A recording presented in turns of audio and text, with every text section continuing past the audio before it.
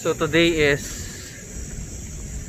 May 29, more than 2 months since the implementation of the community quarantine here in the Philippines.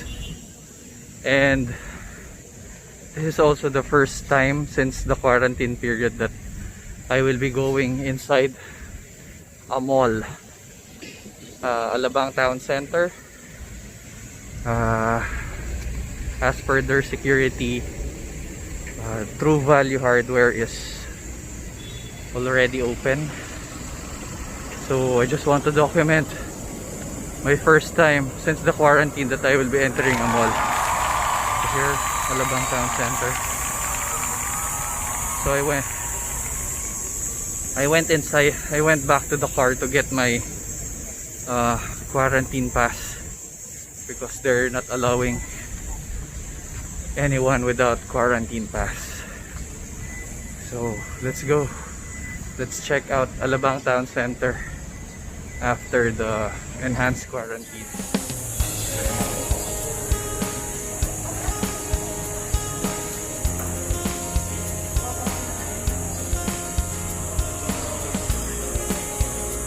Pasok na. I'm not smiling. Hey.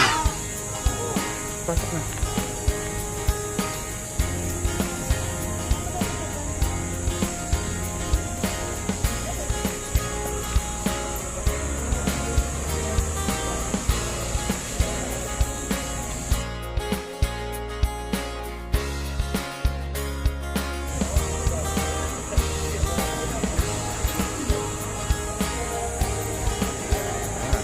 Great.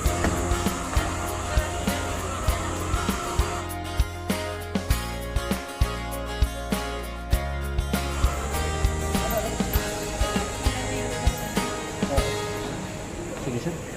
Thank you. Nice.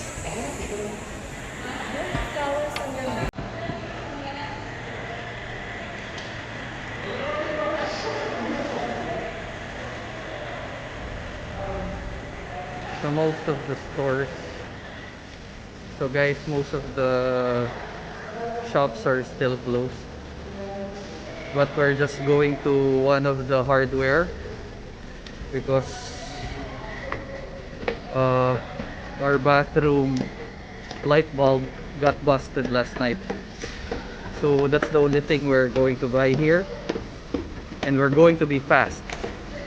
So as you can see, most of the shops are still closed. So here's the True Value. It's open. Hardware, essential goods.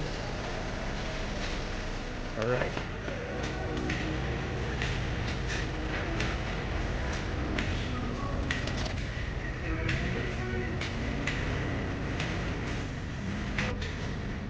So a piece of advice from an electrical engineer: if you're going to change bulbs, LED bulbs for your house, I suggest go with the brand, because based from my experience, Philips brand doesn't get busted easily.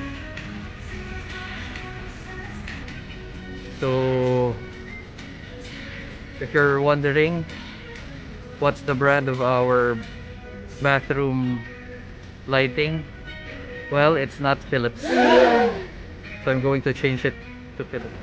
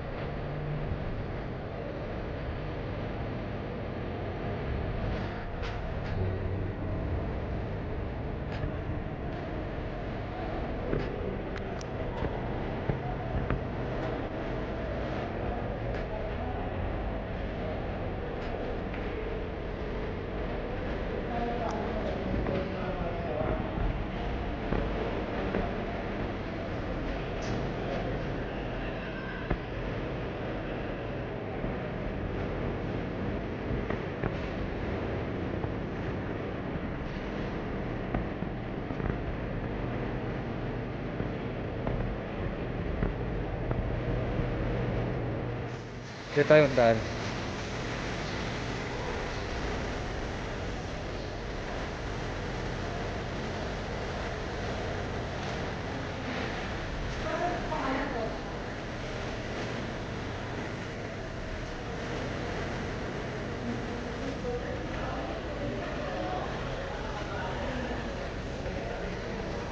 Saan gusto mag-take out?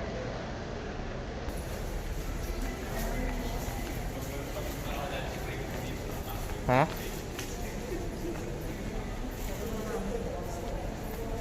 Gusto mong tignan? Mahirap huminga dito, no?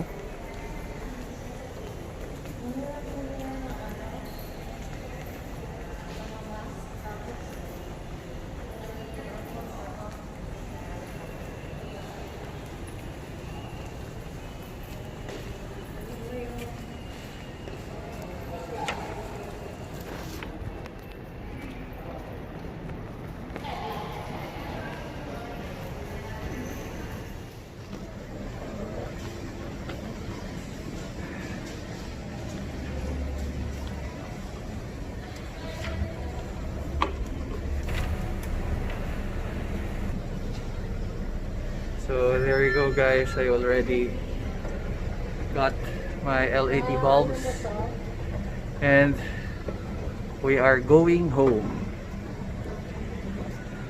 Another quick look.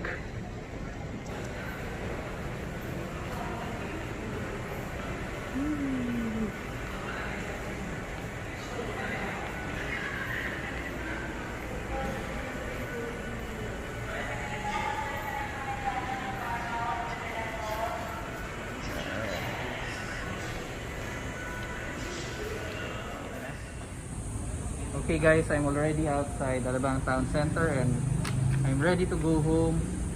So just a friendly reminder, if you're going out, bring your handy alcohol, your face mask, and if you have face shield, wear it. And don't take too long in going out. So always remember, stay safe, stay home. God bless.